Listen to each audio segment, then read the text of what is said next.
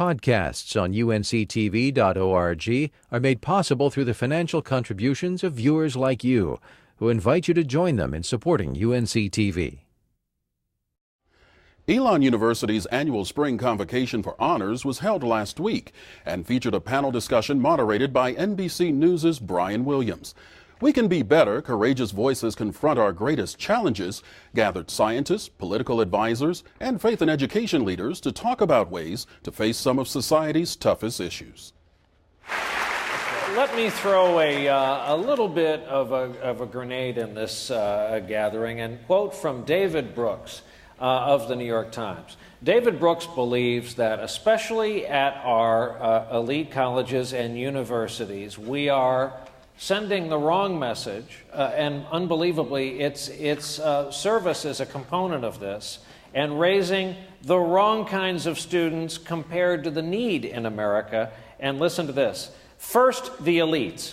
America's brightest minds have been abandoning industry and technical enterprise in favor of more prestigious but less productive fields like law, finance, consulting, and nonprofit activism. It would be embarrassing, or at least countercultural, for an Ivy League grad to go to Akron and work for a small manufacturing company. This goes to a point we've all been making here. He goes on very forcefully in the column to say that, look, too many of our kids, too much of our talent is going overseas to help a small NGO, a nonprofit with an irrigation ditch in a small town in another country when we need all of this right here. Anybody? David? You seem to be... Shirley, you start. You're from Harvard. I'm from MIT. Well, but think about Shirley as a woman, African American, going into science. And think how many more Shirleys we need. It's just really, really important. And she's a trailblazer. She's a pioneer in this. She's really helped light the way. So I think we'd all like to hear more about your views on that. I think we have to, again, go back. The students we educate are among the best students in the country. They're very focused. They're very well educated. They're very motivated. But I would argue that, but I'm in a unique situation because I head a technological university and I got all of my degrees at a technological university. But I would say that our students, in fact, are looking to do a broader range of things. They are focused on rebuilding our infrastructure. They are focused on solving issues that relate to, do we manufacture and make things in this country anymore? They are focused on what we can do in biotechnology and the life sciences to improve people's lives, but in the process to get us out of some of these entanglements with respect to healthcare in this country.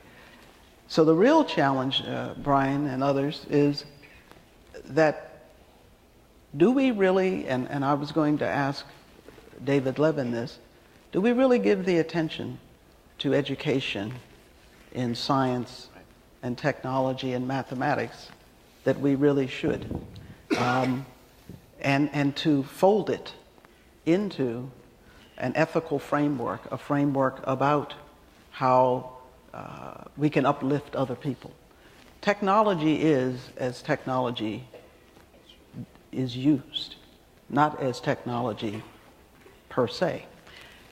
And we talk about technology as if, and Brian, I know you think I'm always the serious one here, but we talk about it as if it's just the Blackberries and the iPads and the iPods, and, you know, I have them all. I have the Droid, you know, I could go on and on.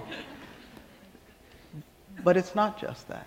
It really has to do with the technologies that allow us to improve human health and welfare, that allow us to create new types of prosthetics for our wounded warriors, that allow us to have protein gels that we can apply in a battlefield situation and save someone's life.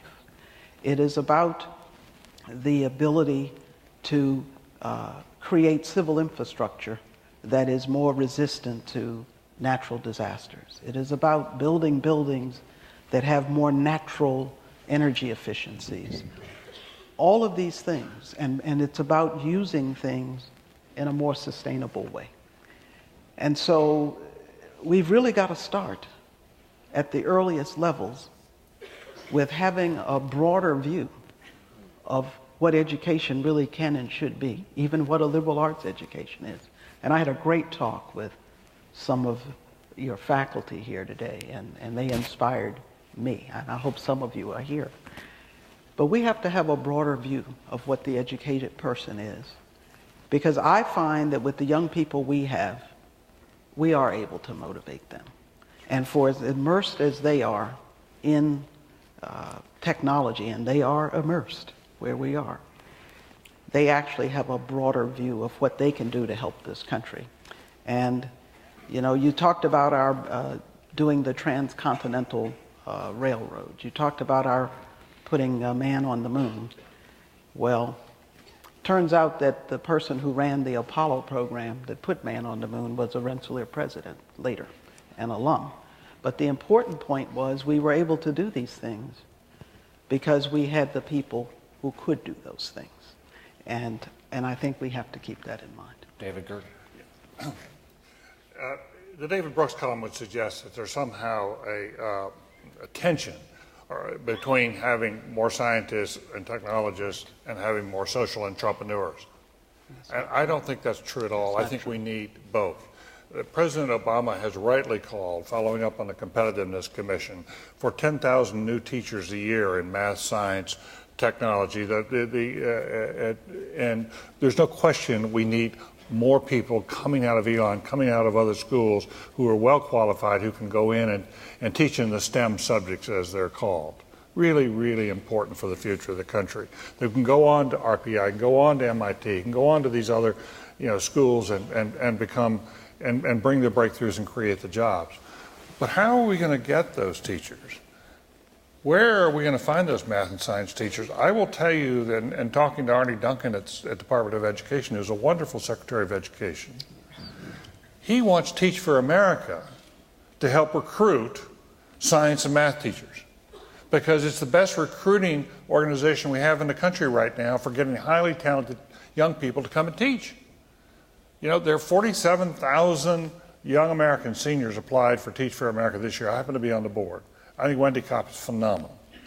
But she's a social entrepreneur, and she's got 47,000 people to apply from around the country for only 4,700 spots.